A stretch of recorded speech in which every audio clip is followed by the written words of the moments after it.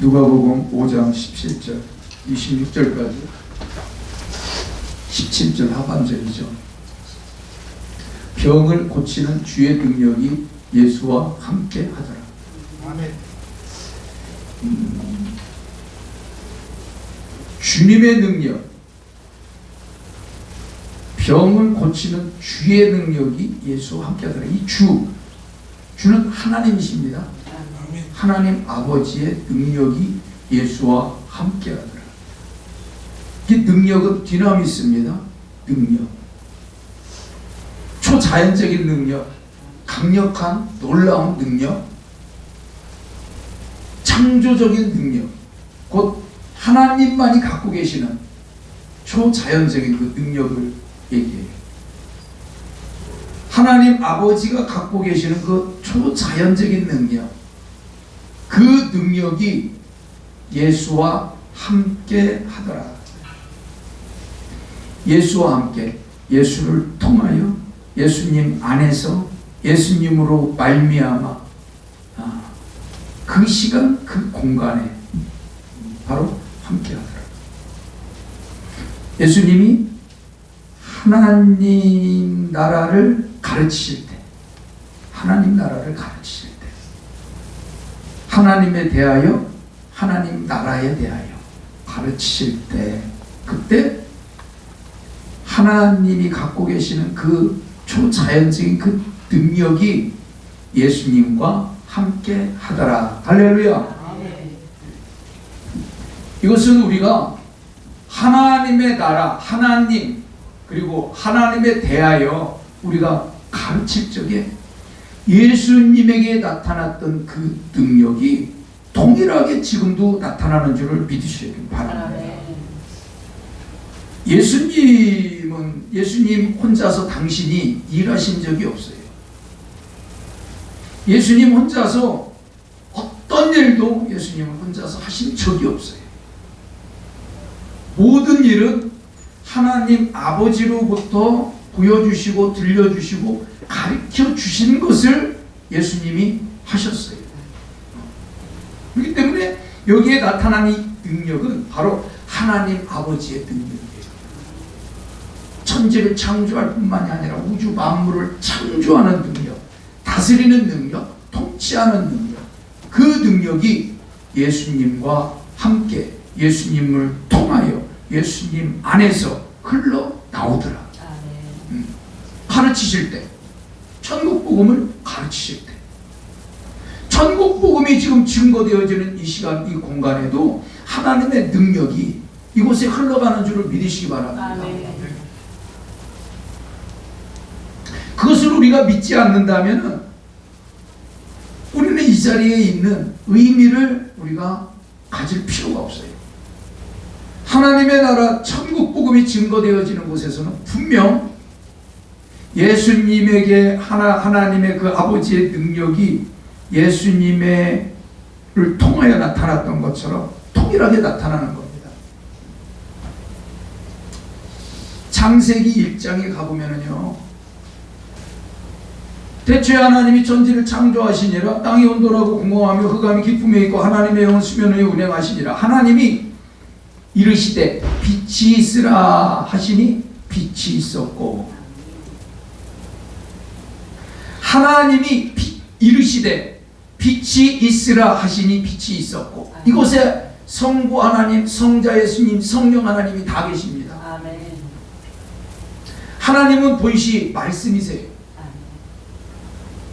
하나님은 말씀이세요. 하나님은 말씀하시는 분이세요. 근데 구약에는 선지자를 통해서 말씀하셨죠. 근데 하나님은 직접 말씀하시지 않으세요. 하나님의 말씀은 하나님 마음 안에 있는 하나님의 말씀이 있는데, 그 말씀이 예수 그리스도의 입술을 통하여 선포되어질 적에, 그러니까 예수님은 말씀이세요. 하나님도 말씀이신데, 하나님은 말씀을 내 마음에, 하나님 마음의 말씀을 갖고 계시다면은 예수님은 그 말씀을 표현하시는 분이세요. 하나님이 이르시되, 하나님 아버지가 빛이 있으면 좋겠어요. 그러니까 예수님이 빛이 있으라 말씀하셨어요. 그러니까 빛이 있었어요. 창조됐어요. 창조되어지는 빛, 이것은 성령님의 일하심. 성령. 그러니까 모든 일은 성부 하나님, 성자 예수 그리스도, 성령 삼위일체 하나님이 함께 일하신다.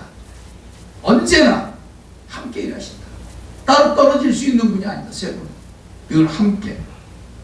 하나님 아버지는 말씀으로 마음에 계시다는 그것을 선포하는 분은 예수 그리스도시고, 그 선포된 것을 그대로 성취 실행하시는 분은 성령 하나님이시다. 이것이 우리가 알고 있었던, 조금 막연했던 이런 부분들이 우리 안에 잘 정립되어지는 것이 의외로 중요합니다. 요한복음에 가보면, 요한복음 5장에 한번 가보실래요? 요한복음 5장에 19절 20절 같이 봉독할까요? 그러므로 예수께서 그들에게 이르시되 내가 진실로 진실로 너희에게 이르노니 아들이 아버지께서 하시는 일을 보지 않고는 아무것도 스스로 할 수 없나니 아버지께서 행하시는 그것을 아들도 그와 같이 행하느니라.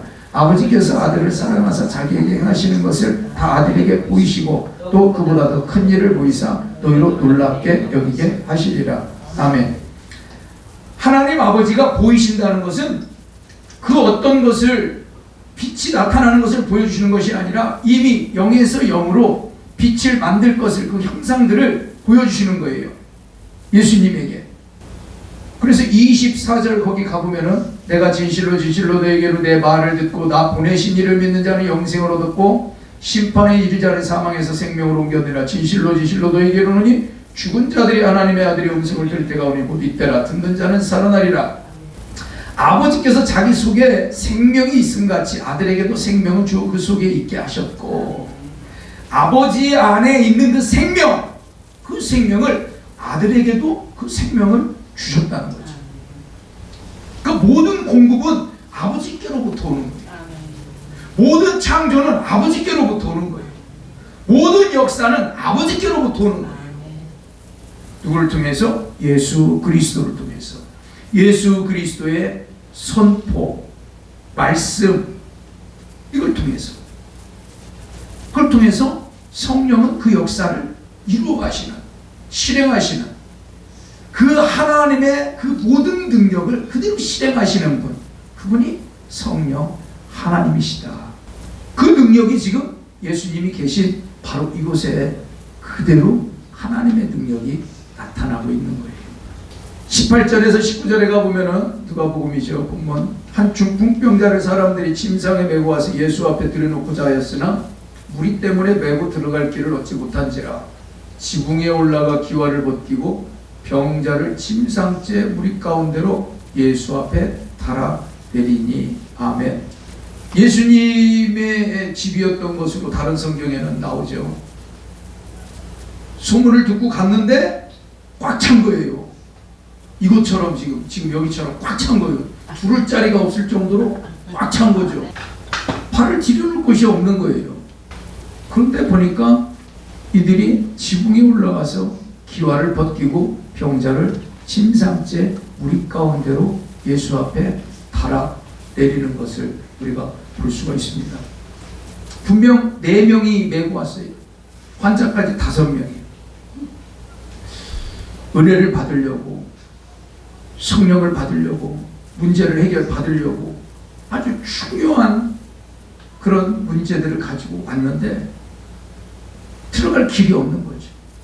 들어갈 길. 4명 중에 만약에 1명은 그랬을지 몰라. 괜히 왔다. 괜히 왔다. 에이, 집에서 텔레비나 볼걸. 괜히 왔네. 그 중에 한 사람은 그랬을지 몰라요. 가자. 얼른 가자. 뭐 발 디뎌놓을 데도 없는데 뭐. 그랬을 수 있을지 모른다.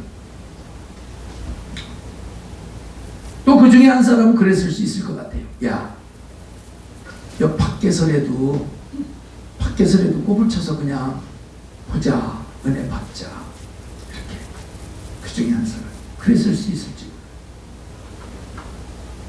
근데 아마 그 중에는 성령이 충만한 사람이 하나가 있었어요. 성령이 충만한 사람이 하나가 있었어요.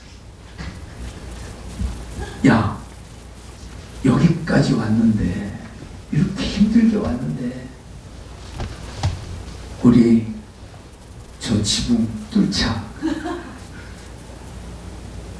지금 저 시국에 이렇게 경건한 이런 장소에서 저 지붕을 뚫는다고 정신 나갔냐? 아니야. 기회는 또 안 올 수도 있어. 저 지붕을 뚫자. 누가 그랬는지는 몰라. 환자가 그랬는지, 메고 온 사람 중에 한 명이 그랬는지, 같이 의기투합을 한 거예요. 좋다. 뚫자. 그리고는 이스라엘은 집 위에가 길이잖아요. 지붕을 뚫은 거죠. 지붕. 말이 그렇지 지붕을 뚫어냈으면은 지푸라기며 돌멩이며 뭐 흙이며 예수님 밑으로 달아냈으니 예수님 머리 위에 막 떨어지고 그 제자들 위에 그것도 뭐 마실 것도 좀 있고 했을 텐데 거기 위에 그냥 이게 난장판 아니야. 이게 난장판이지. 난장판.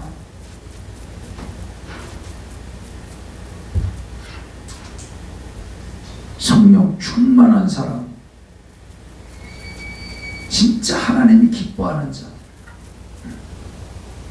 그런 자들에게는 도전하는, 돌파하는, 담대한, 조금 무식해 보이지만은 탱크처럼 밀고 나가는 그 믿음이 성령 충만 안에 있어요. 그냥 가자. 괜히 왔다. 야, 밖에서라도 은혜 받자. 일반적인 믿음의 사람들, 보편적인 그리스도인의 사람들, 그런 사람들의 믿음이 대부분 그렇죠. 격식 갖추고 적당히 하고 남들 눈치 보면서 하고 남들에게 피해 안 가게 하고 이렇게 신앙생활할 때 은혜 받는 길이 너무 멀어요. 문제 해결 받는데 너무 오래 걸려요. 지붕을 뚫고서라도 예수님을 만나고 문제를 해결받고 치료를 받고 능력을 받고자 하는 그런 자들이 바로 문제가 해결되어지시고, 저와 여러분이 그런 사람 되어주시길 축복합니다. 그래야 돼요. 어제도 우리가 히브리서 12장 1절로 2절 말씀들을 봤어요. 경주하는 자와 같이 무거운 짐 다 벗어버리고, 얽매이기 쉬운 죄들 다 벗어버리고, 사도 바울과 같이 1등하기 위해서 달려가는 자, 그 뒤에 있을 기쁨을, 예수 그리스도는 그 뒤에 있을 기쁨, 내가 십자가를 지고 난 뒤에 얻게 될 그 영광의 보좌 우편의 영광, 그것을 바라보고, 그것을 바라보고, 당장 눈에 보이는 것이 아니라 눈에 보이는 것 너머에 있는 그 영광을 바라보고 십자가를 참으시고, 그 바로 예수 그리스도를 바라보려는 거예요. 우리한테. 그는 믿음의 창시자이며 동시에 믿음의 완성자라는 거예요. 우리가 어떤 믿음을 가져야 될지를 우리에게 제대로 가르쳐주는 분은 오직 예수 그리스도 한 분밖에 없다는 거예요. 하나님 아버지가 보여주실, 나타내실 그 영광을 위해서 내 앞에 있는 그런 것들, 수치일 수도 있고, 때로는 고난일 수도 있고, 고통일 수도 있고, 번거로움일 수도 있고, 남들에게 피해를 줘가면서까지, 야, 그거 그렇지만 예수님이 우리에게 가르쳐 주시는 믿음은 바로 그 너머에 있는 그 영광, 지붕을 뚫고라도 예수님 앞에 나아갈 수 있는 그 믿음을 우리에게 본받으라는 거예요. 그런 믿음이 저와 여러분에게 있으실 줄 믿습니다. 그래서 하나님은 믿음이 없이는 하나님을 기쁘시게 할 수 없나니, 하나님이 기뻐하셔야 성령님이 일하세요. 하나님이 기뻐하셔야. 지금도 그때나 지금이나 동일하게 우리가 하나님 앞에 은혜를 구하며 나아갈 적에 지금 이 병자와 친구들이 만난 것과 같은 그런 환경들을 우리가 마주해야 될 때가 의외로 많이 있습니다. 그런 생각을 해봐요. 아니, 이렇게 날씨가 추운데, 코끝이 매서운데 은혜를 받아야 되나?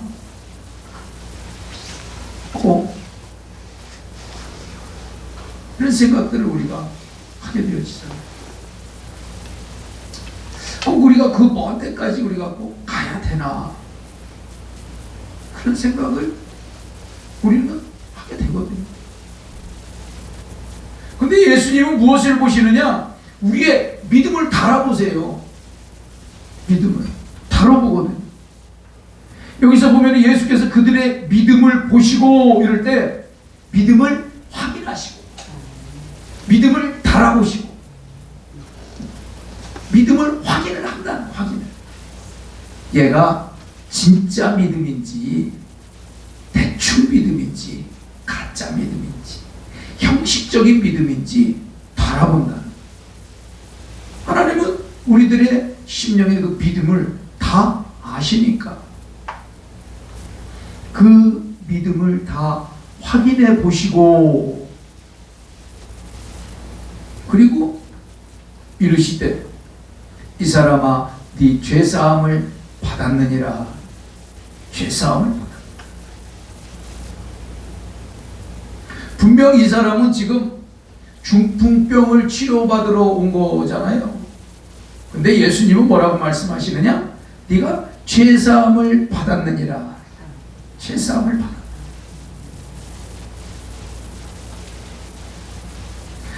하나님이 우리를 치료하시기를 원하실 적에 분명 죄의 문제를 먼저 다루십니다. 물론 죄의 문제와 질병의 문제를 함께 다루실 때도 많이 있죠. 어쩌면 동시에 다루는 듯 하지만은 사실은 전제적으로 우리의 죄의 문제를 다루면서 동시에 우리의 질병과 우리의 또 다른 기도의 제목들, 여러 가지 문제들을 다루십니다. 죄의 문제가 다루어지지 않고는 그 어떤 것들이 해결되어진다고 하는 가능성을 갖는 자체가 부자연스러워요. 맞지가 않아요. 죄 문제가 해결되지 않았는데 질병이 치료됐어? 그러면은요, 당장은 이것이 치료됐다 할지라도 이 질병은 또다시 올 수도 있고 또 다른 형태로도 올 수도 있어요. 그렇기 때문에 분명히 하나님은 우리의 모든 어떤 문제가 됐든 그 문제를 해결함에 있어서 가장 먼저 죄의 문제를 다루십니다. 그러니까 우리가 특별히 어떤 나 이런 문제가 있어서 이 문제를 정말 해결해야 되는데 이런 어떤 안타까운 기도의 제목들이 있을 때도 우리는 그 기도의 제목을 가지고 하나님 앞에 달려가지만은 정작 그 자리에서 우리가 먼저 선행되어야 될 것은 나를 돌아보고 내 안에 하나님 앞에 꺼리끼는 것이 무엇이 있는지를 그걸 먼저 처리해야 돼요. 하나님 조명해 주세요. 보여주세요. 알려주세요. 깨닫게 해주세요.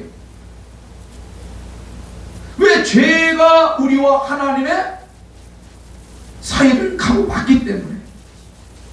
그렇기 때문에 이 죄의 문제가 걷어져야 하나님과의 관계가 화목해지고, 그래야 내가 기도할 적에 하나님이 들으시고 응답하시고.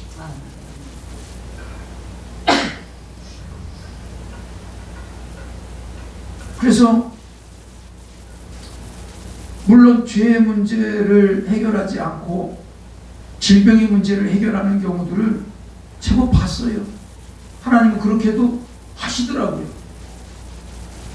결과적으로는 어떤 영광을 하나님이 받으실지는 모르겠지만 그러시더라고요.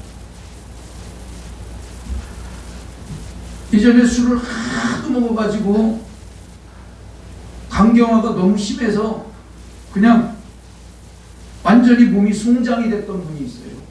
송장.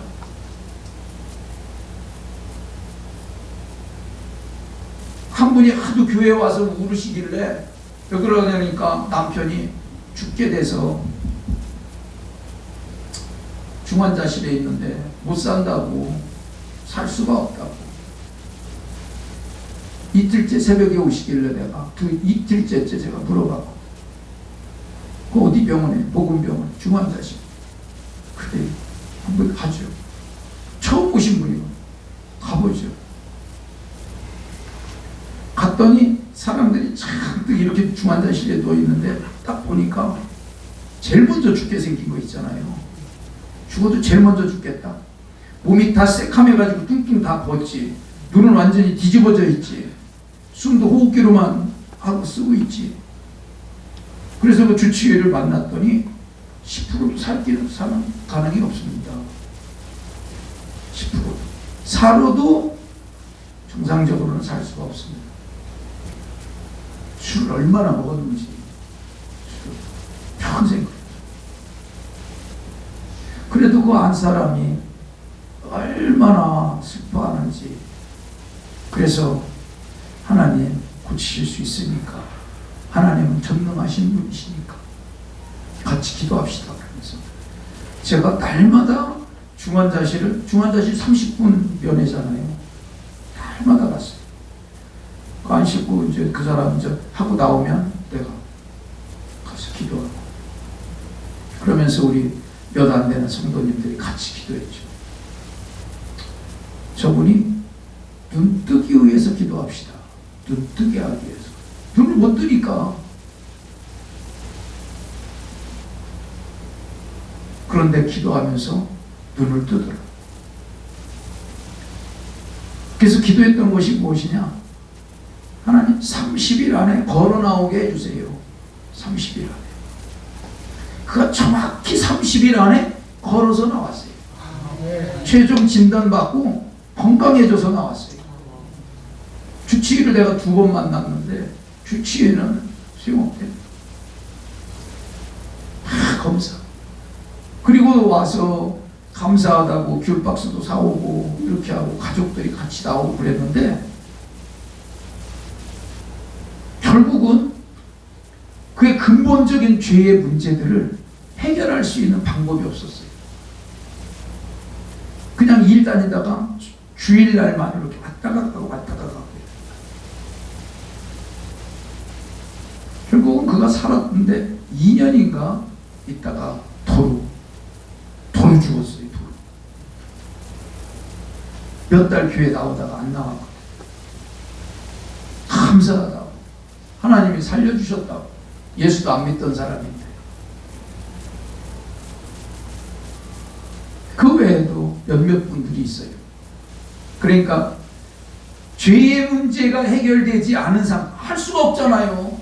누워있는 사람, 중환자실에 죽어있는 사람. 그 이후에라도 그런 문제들을 해결해 나가야 되는데, 이게 믿음이 없는 사람들이 초신자들을 상대로 이게 땡기면서 믿음을 집어넣어주고 회개까지 가기가 단시간 내에 힘듭니다.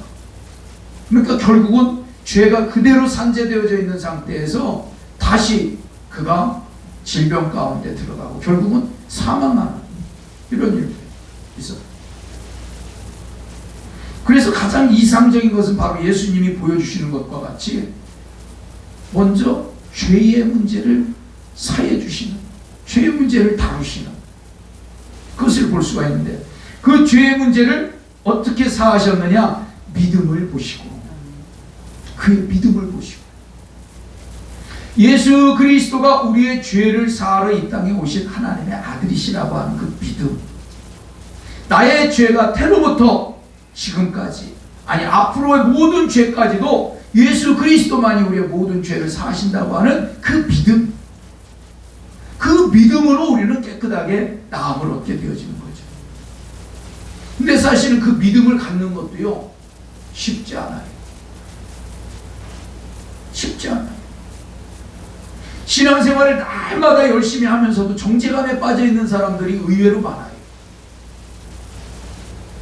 신앙생활 열심히 하면서도 율법주의에 빠져 있는, 모세의 율법에 빠져 있는 그런 사람들이요, 의외로 많아요. 자유하지를 못해요.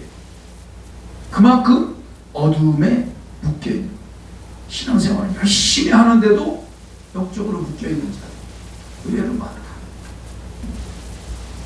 그 믿음을 보시고 내가 죄사함을 받았느니라. 그러니까 그 바리새인들이, 서기관들이, 율법학자들이 보면서 그러는 거죠. 이것은 신성모독이다. 하나님 외에 누가 죄를 사하겠느냐. 예수님께서 23절에 네 죄사함을 받았느니라 하는 말과 일어나 걸어가라 하는 말이 어느 것이 쉽겠느냐, 어느 것이 더 유익하겠느냐, 그 얘기예요. 어느 것이 이 병자에게 더 낫겠느냐. 죄를 먼저 사함받는 것이 훨씬 더 유익하고 안전하고 완전하다. 그 얘기를 하고 있는 거죠. 그래서 우리가 어떤 문제를 가지고 우리가 나아간다 할지라도 가장 먼저는 죄의 문제. 그래서 사도행전 2장 38절에도 사도 베드로가 얘기하기를 너희가 먼저 죄사함을 받고 예수 이름으로 세례를 받아라. 그리하면 성령을 선물로 너희들이 받게 되리라. 먼저 선행되어지는 것이 바로 죄 고백이다. 회개다. 그러나 인자가 땅에서 죄를 사하는 권세가 있는 줄을 너희로 알게 하리라 하시고 중풍병자에게 말씀하시되 내가 내게 이르노니 일어나되 침상을 가지고 집으로 가라. 침상을 가지고 집으로 가라. 한 번도 이 사람은 병이 걸린 이후로 걸어보지를 못할 정도로, 왜냐하면 4명이 떼매고 왔으니까 도저히 걸을 수 없는 그런 중병 상태였거든요. 그런데 예수님이 말씀하시기를 침상을 네가 먼저 일어나서 거기다가 침상도 가지고 그리고 걸어서 가라는 거예요. 죄의 문제만 지금 해결됐을 뿐인데 죄의 문제가 해결되고 난 다음에 예수님이 말씀하시기를 일어나라. 이건 명령이에요. 그리고 네 침상을 가지고 가라. 걸어가라. 예수님의 말씀은, 예수의 증언은 예언의 영입니다. 그러니까 예수님이 말씀하시는 것은 그 말씀 자체가 예언이고 그 예언 자체는 성취를 동반하고 있어요. 어떻게 할 때? 믿음으로 받고 듣고 받고 순종할 때. 예수님의 말씀은 우리가 믿음으로 받고 듣고 받고 그것을 순종할 때 그것은 곧 성취와 연결되어진다. 성취와. 하나님의 말씀을 우리가 받아도 그것을 우리가 듣기만 하고 받기만 하고 그것을 내가 내 의지로 그것을 순종하지 않으면은 이 일이 묘연해지는 거예요. 온전히 이루어지는 데까지 시간이 더 걸릴 수가 있는 것이죠. 그 주님이 말씀하시면 우리는 그 말씀 붙잡고 바로 즉각적으로 반응할 수 있는 그런 즉각적인 믿음이 있으시기를 축복합니다. 네. 그 모든 믿음의 선진들이 다 여호수아, 모세도, 아브라함도 아브라함을 시험하여 이르되 네가 사랑하는 독자 아들 이삭 데리고 모리아산에 가서 죽여가지고 번제로 드려라. 그 다음 날 아침에 바로 새벽이 맞자 바로 일어나서 가잖아요. 여호수아도 여리고를 무너뜨릴 때 새벽에 다 일어나서 바로 주저하지를 않아요. 하나님이 말씀하실 때 주저함이 없어요. 주저한다는 그 자체가 갭이에요. 틈새예요. 어둠들이 들어올 수 있는 통로예요. 그러니까 주의 말씀은 떨어지면은 그냥 밀고 나가야 되는 거예요. 그것을 가지고 내 생각에는 뭐 누구한테 막 물어보고 상의하고, 물론 우리가 정확히 듣는 것도 중요하죠. 엉뚱한 거 듣고서는 하나님이 주셨다고 듣고 이런 경우도 없지 않아 있을 수 있어요. 그렇지만 하나님이 주신 음성이고 하나님이 주신 마음이고 하나님이 주신 메시지다 그러면은 우리는 뒤도 옆도 돌아볼 것 없이 믿음으로 순종하며 선포하며 나아가시기를 축복합니다. 네.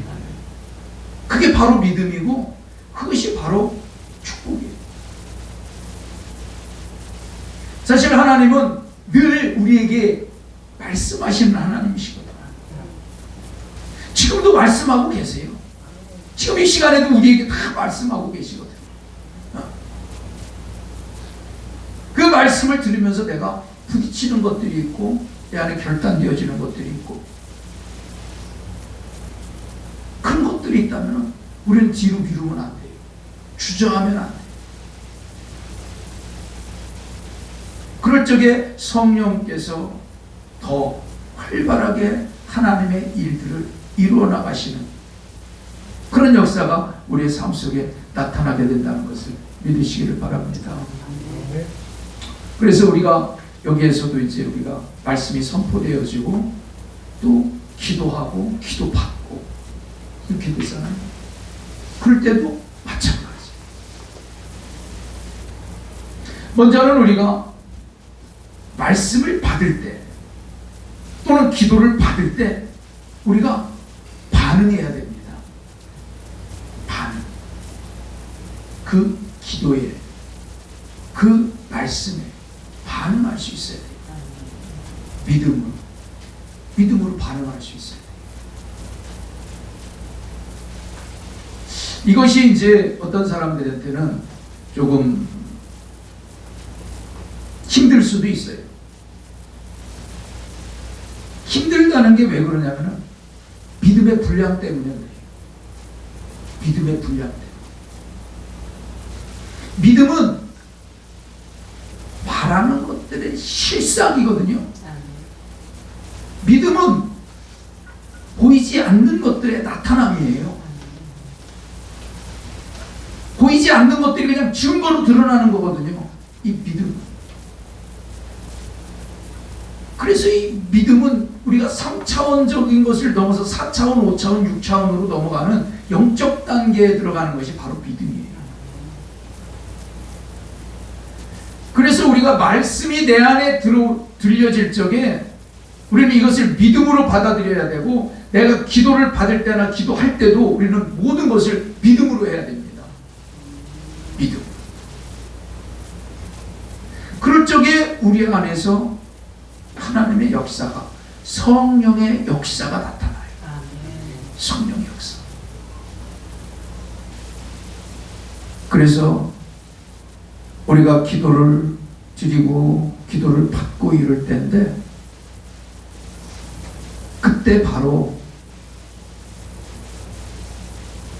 그 촉촉적 기도를 받는 그 순간, 그 순간을 믿음으로 반응하기 위해서 우리가 마음으로부터 소망하고 기대하고 그렇게 하고 내가 어떻게 반응해야 될지를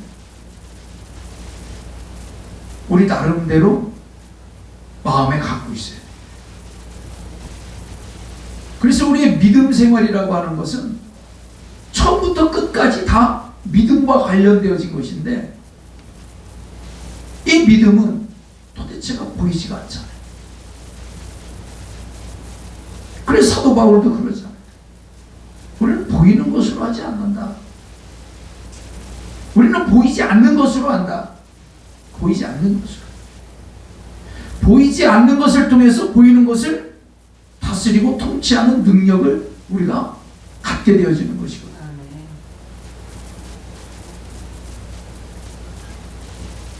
우리 중풍병자를 지붕을 뚫고 밑으로 내려 보낼 때에는 이미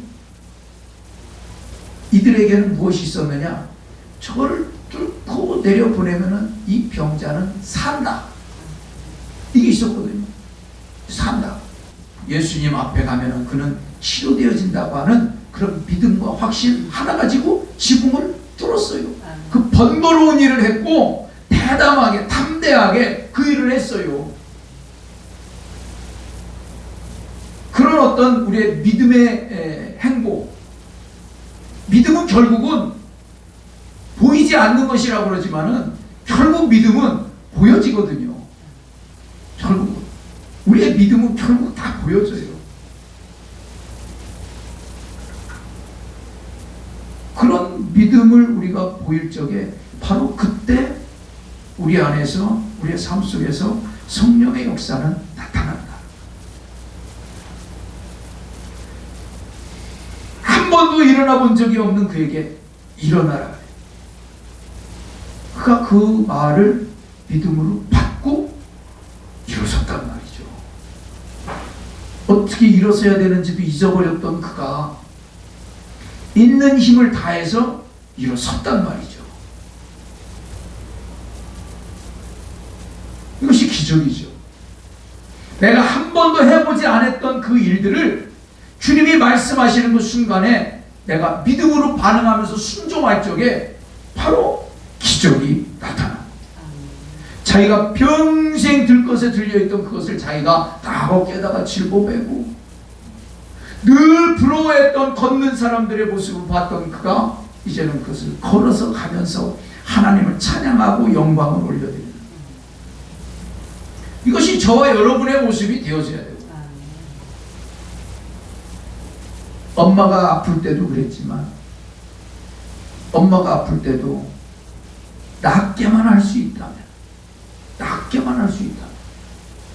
그 귀신 때려잡을 수만 있다면 나는 믿음이 약했으니까 어렵고 어디든지 가는 거야. 어디든지. 거기가 막 산속이 됐든 어디가 됐든 막 경주, 전주, 뭐 어디 뭐 오랩산, 갈립산 무슨 뭐 다 가는 거야. 살릴 수만 있다. 그런 마음이거든요, 이분들이. 지금. 안식구가 깨끗하게, 완전하게, 새롭게 변화될 수만 있다면, 그러면은, 뭐든지 하는 거예요. 지붕 10개라도 뜯어요. 뜯지 않겠어요? 뜯죠. 그런 심정. 우리 각자에게는 어떤 것이 있습니까? 나름대로 있지. 나름대로 있어. 우리가 은혜를 받는 거 사치가 아니잖아요. 우리가 치료받는 거, 우리가 능력받는 거, 이건 사치가 아니에요. 이건 절박한 거예요. 이거 아니면 나는 안 돼요. 이거 없으면 나는 살 수가 없어요. 이런 절박함이 없이는 하나님도 그래 자리 없네 가라.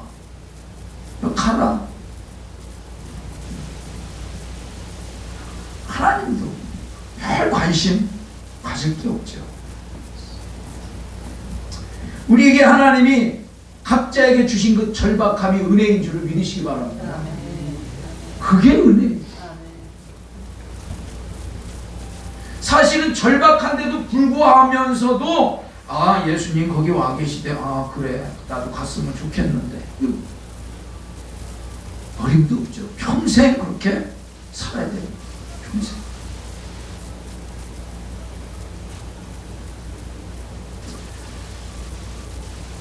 바로 예수님을 우리가 오늘 만나야 되고, 예수님을 통해서 우리가 질병이 치료돼야 되고, 오늘 바로 예수님을 통해서 우리의 막힌 담들이 무너져 내려야 됩니다.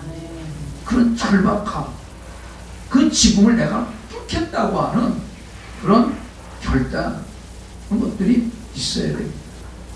그럴 때 주님께서 우리를 만나주시고 일어나서 걸어라. 안징뱅이 같았던 우리의 신앙, 늘 누워있었던 그런 신앙, 이제 일어나서 네 그 질척한 그런 어깨에다가 네 깔고 누웠던 그런 것들 다 들고 집어내 던지고 걸어가라. 내 침상을 가지고 집으로 가라 할 때 이 가지고는요, 사실은 갖고 가라는 게 아니에요. 원어에 들어가 보면은 집어쳐버려라. 그 생활은 이제 끝났다.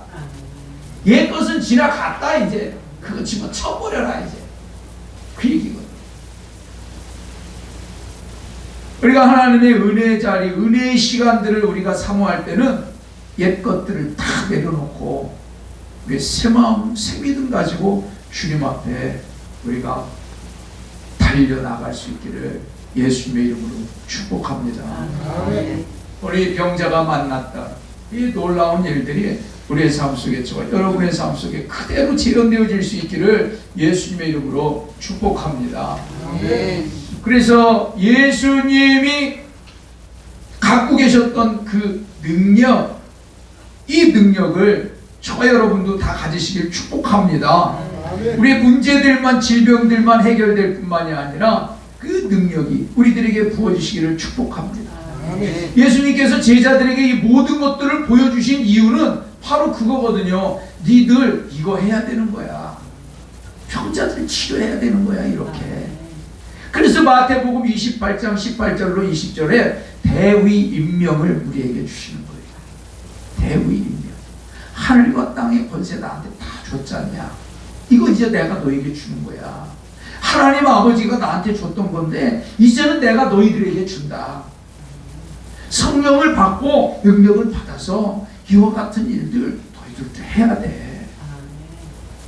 그걸 우리에게 사명으로 주시고, 그래서 먼저는 우리가 하나님으로부터 위로도 받고 은혜도 치유도 받을 뿐만이 아니라 결국은 예수님에게 주의 능력이 함께 하신 것 같이 저와 여러분에게도 하나님의 능력, 그 디나미스의 능력이 함께 하실 수 있기를 예수님의 이름으로 축복합니다. 기도하겠습니다.